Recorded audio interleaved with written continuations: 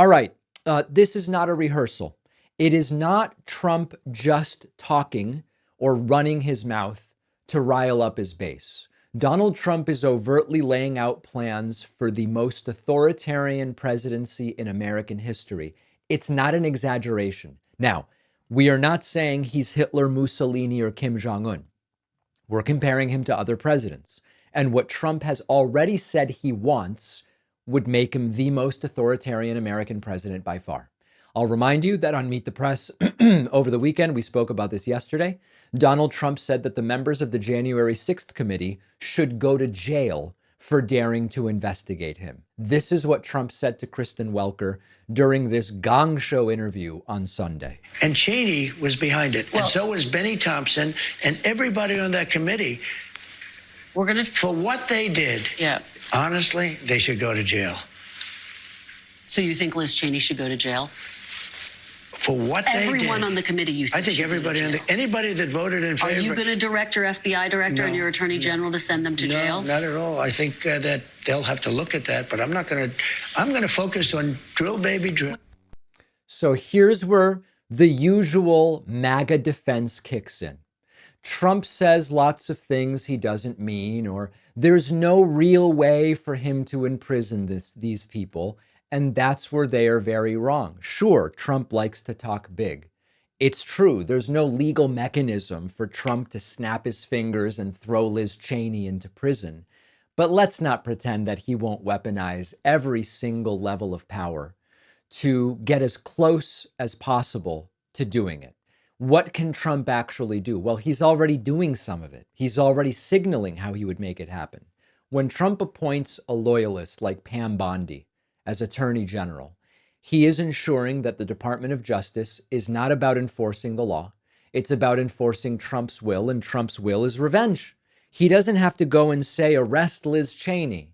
He creates the conditions, he hires the right people, and he lets them figure out how to twist the law into a weapon of political revenge. When he nominates Kashap Patel to be the FBI director, Patel's shown, he said, he's not just willing, he's eager to go out there and be Trump's personal fixer. He was trying to discredit the Russia investigation, his involvement in the classified documents case, pushing election fraud from 2020.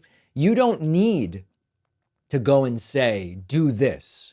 If you make Patel the director of the FBI, he can launch endless investigations, subpoenas, legal harassment against Trump's enemies. Doesn't matter if the charges don't stick. Doesn't matter if she's never even charged.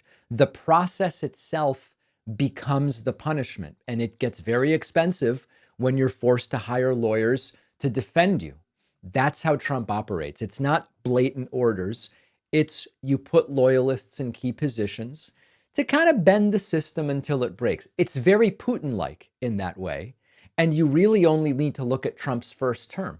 He leaned on DOJ officials to declare the 2020 election fraudulent.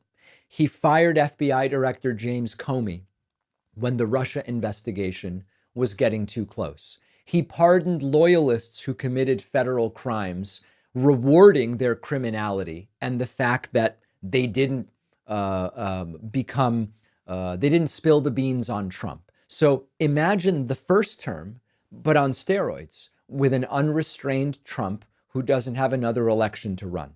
Let's also not overlook Trump's audience.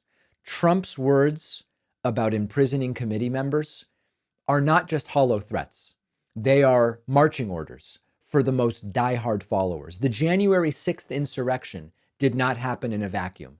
It was the culmination of years of Trump's rhetoric taking root with people ready to act on his words. And when he gave the word, they did it. So even if Trump doesn't directly say to Kashap Patel, the FBI must go after Liz Cheney, he's setting the tone that's going to make it happen, and he's setting a tone that makes it dangerous to oppose him. Now, this isn't about whether you like Liz Cheney. I mostly disagree with her politically. This isn't about whether you like Benny Thompson. This is about what happens when the presidency becomes a tool to silence your political opponents. Hard to think of something more anti-American than that. And Trump is laying the groundwork for something we have never seen in the United States. Timothy Snyder talked to us about it when I interviewed him several weeks back. This is going to be a government run by fear and loyalty tests and vengeance. And Trump's making it clear. So let's stop the pretending that, oh, Trump is, excuse me, Trump is Trump. Trump is telling us exactly what he plans to do. And he doesn't need a real mechanism to imprison Liz Cheney to make life a living hell for his political enemies. He has the power of the presidency. He's shown us time after time he will abuse it. So the real question is, will we stop him before it's too late? As I laid out yesterday, this is going to require blue state governors and others who care about law and order to actually get on the ball. We'll be even more specific about that in a forthcoming show. But we can't let him show up with his list of enemies in hand with Kashat Patel and Pam Bondi ready to do the whole thing. This holiday season, let's remember how powerful it is to have someone in your corner. Have you ever taken a big step as an adult, going back to school, changing careers? Think back to who encouraged you along the way. That's what the 431 Exchange is for so many adult learners. Our sponsor, the 431 Exchange, is a nonprofit that provides scholarships to adults 18 to 75 who are working to transform their lives and support families. The 431 Exchange fills a vital need in Louisiana, which ranks 40th in K through 12 education. We've talked about that. And that means opportunities are limited from an early age. One scholar studying agricultural engineering says, over the past 4 years, I've felt so much love from you all. Words can't express my gratitude. Another scholar at an Ivy League school calls this the most impactful scholarship he's ever received.